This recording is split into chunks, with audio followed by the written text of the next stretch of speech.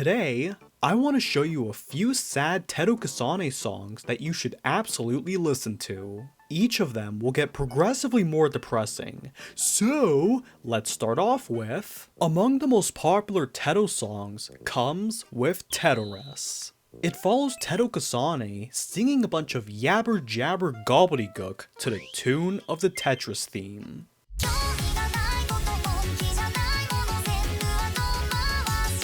But what if I told you that this song had a deeper meaning? The music video's interface draws a comparison to Japanese news shows, and many of them have comedy bits that are incomprehensible to our Western tastes. Teto is spinning around and singing lyrics that are just random, such as, "Cancel my life, I'll be in the cancelled club. 100-minute oil massage." Did Teto know something about Diddy? "I take my orphan drugs, but they're bad, real bad." The lyrics are weird, and maybe that's the point. They all seem to represent anxiety that Teto has, and each of her worries stacks up like a row of blocks in Tetris. The game itself is a lot of fun, as represented by Teto's dancing. But as the blocks stack higher, there will come a point where life's anxiety controls you, causing you to lose your balance, and uh-oh, game over.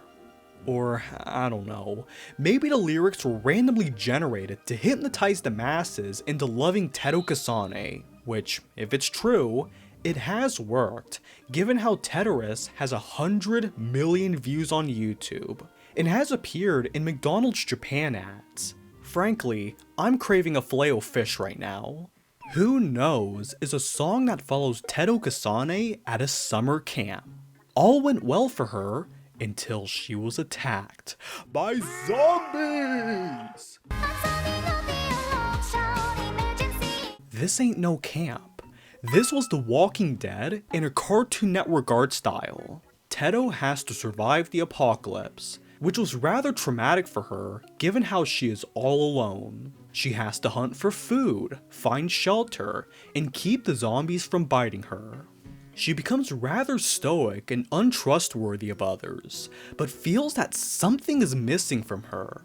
One night, she was attacked by a zombie, DeFoco!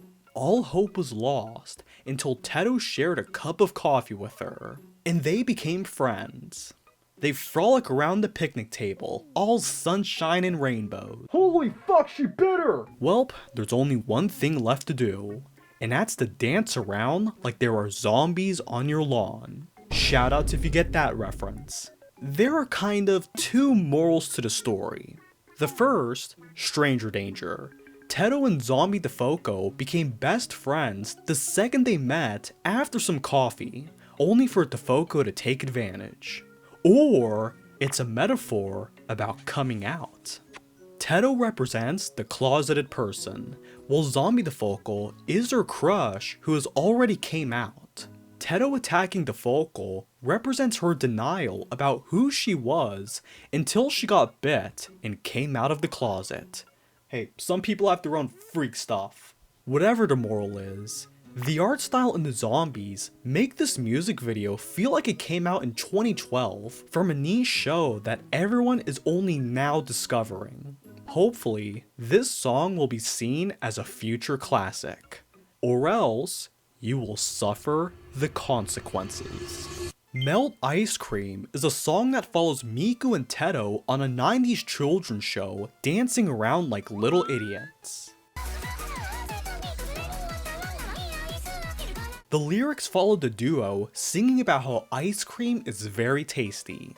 It feels like you're in a dream. Your head is spinning around all full of joy to the point where you fall under supplosis, a state of mind where your imagination feels more real than the real world. Sadly, they come back to reality, so to keep up their high, they eat more and more ice cream until they finally melt from necrosis. Alright, this song is obviously about drug addiction, with a little bit of mesmerizer. For kids!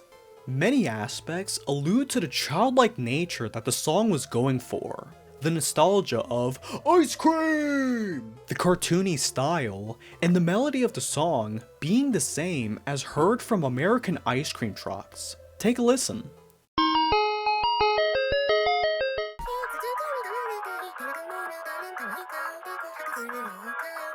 When many of us were kids, eating ice cream was like tasting heaven, and many of us became somewhat addicted. So, this song sees what happens if Miku and Teto take it to the extreme.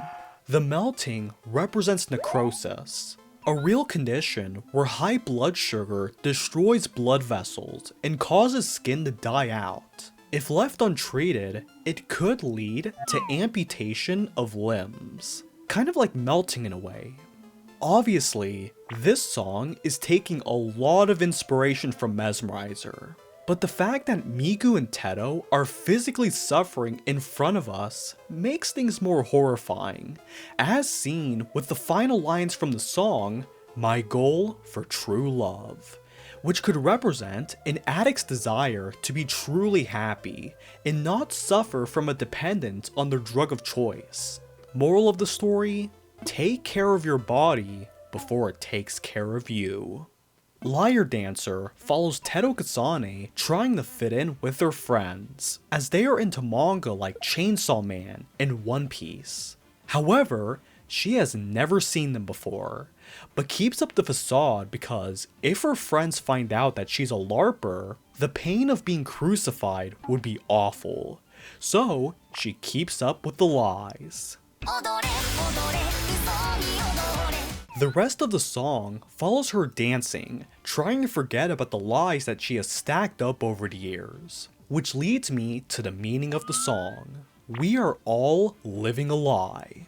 Truth be told, everybody lies. And it's tempting to tell a small one and forget about it.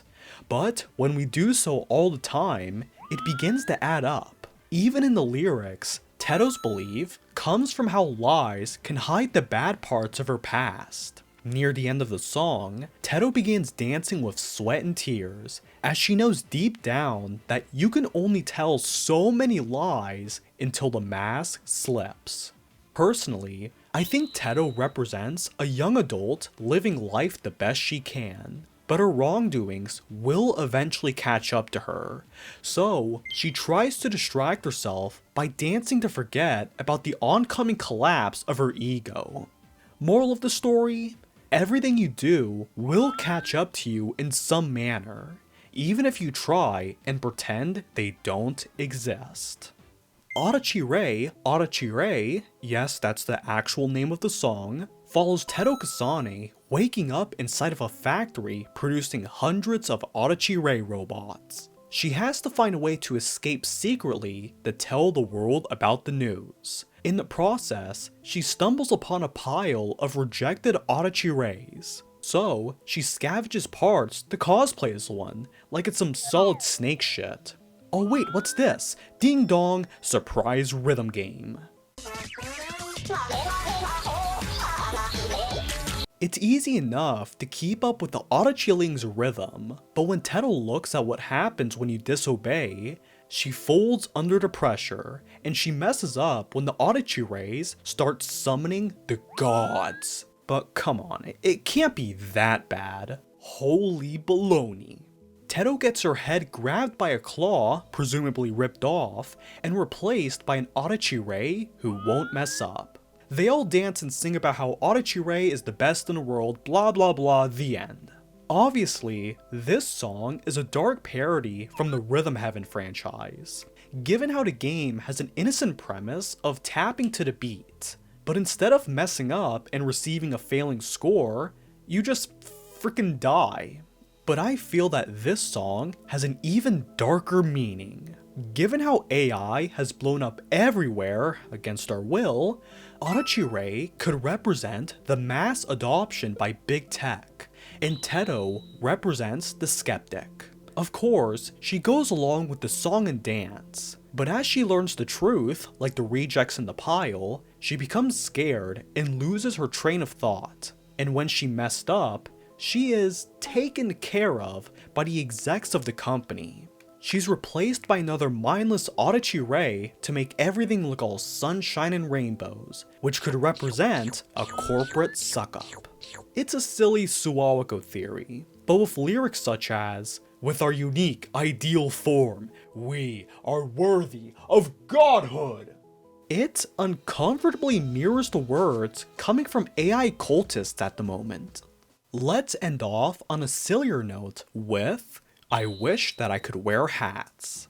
It follows Teto Kasane waking up in the morning and wondering what hat she will wear today. However, she becomes more worried as she simply cannot find a perfect hat for her head. I wish that I could wear hats without looking like a little lie. She cycles through a bowler hat, a beret, and even a 1920s summer hat.